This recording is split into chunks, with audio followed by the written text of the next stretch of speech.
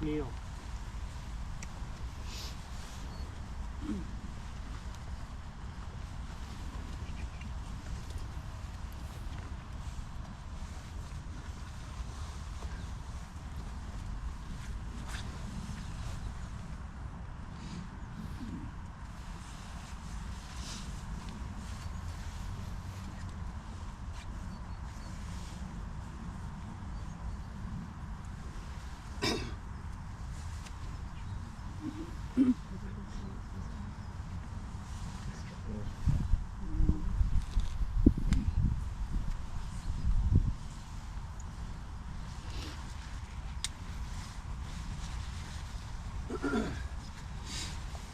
The unfortunate thing is that we know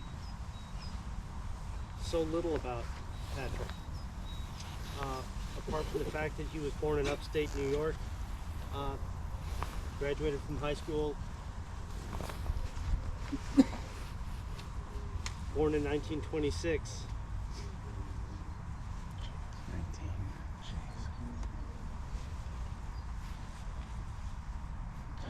Patrick joins the regiment and joins Easy Company in early December 1944. So he's one of those replacements that comes in at Mormont and then is thrown immediately onto a truck and trucked off to Bastogne. Patrick's going to go right in the line with the company. He's going to survive all the shelling and all the patrolling, but will be killed during the attack on Foy on the 13th of January. I wish we knew more about it.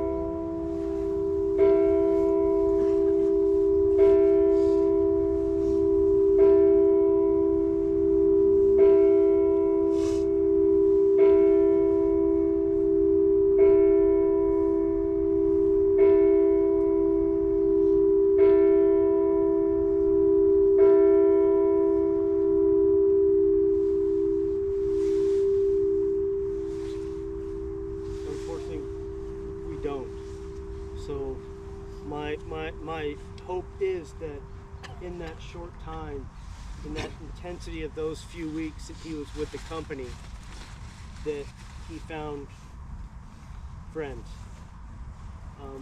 Because that bond can develop very quickly in that sort of intense environment.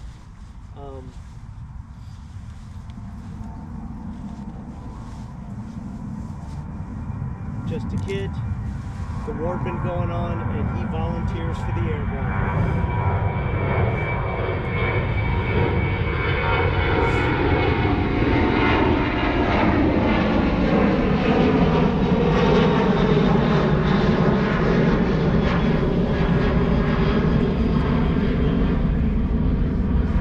So like all the other men, even if he was drafted, even if he didn't want to be there, he stepped to the front of the line and volunteered for the toughest unit in the Army. And I'm glad that we're here remembering Patrick. I just wish we knew more about him. So if we could please take a moment of silence.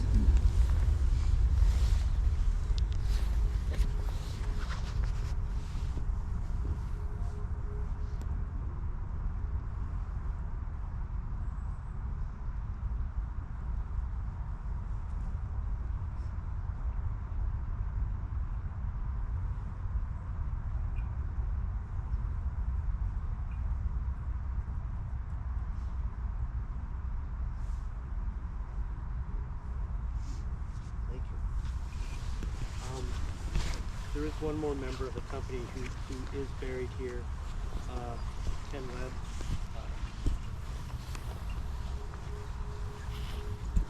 Ken's grave is all the way at the far end.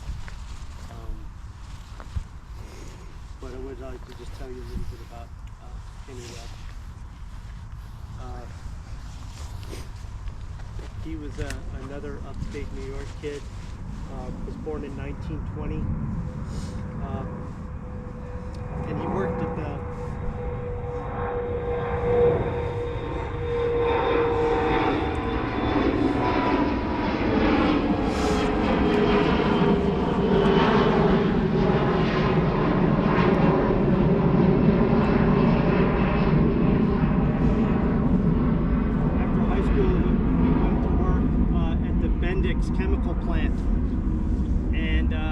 time that was considered a critical war job, so that made him exempt from the draft.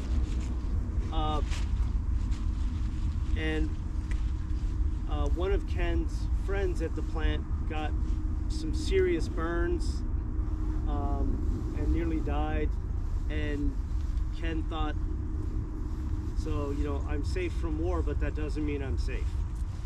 And much against his boss's wishes, because his boss didn't want to let him go, you could volunteer for the draft back then. You could just say, you know, when the next lottery comes around, take me. So he volunteers, he comes in, he goes to the paratroops. He's actually wounded in Normandy and evacuated back to England, but he's going to return to the company in time for the jump into Market Garden. He'll serve throughout that campaign back to Mormillon, and Ken Webb is going to lose his life from that sniper in the building that we visited yesterday on the 13th of January.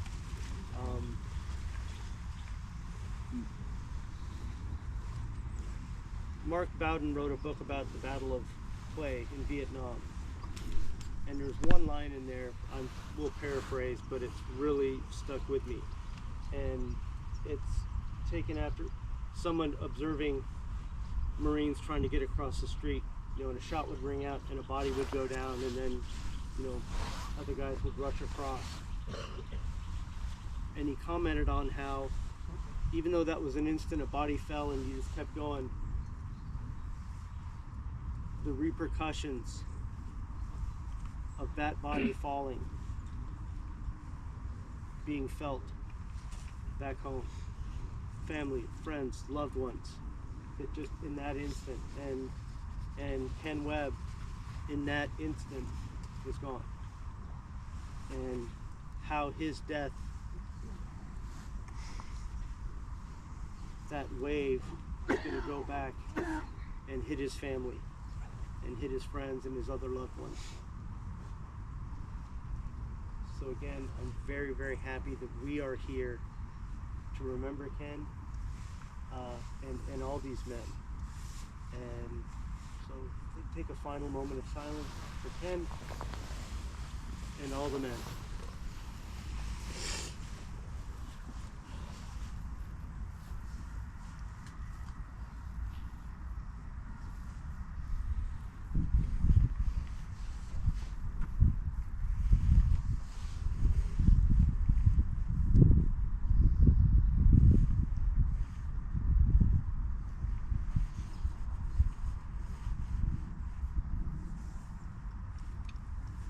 Thank you all.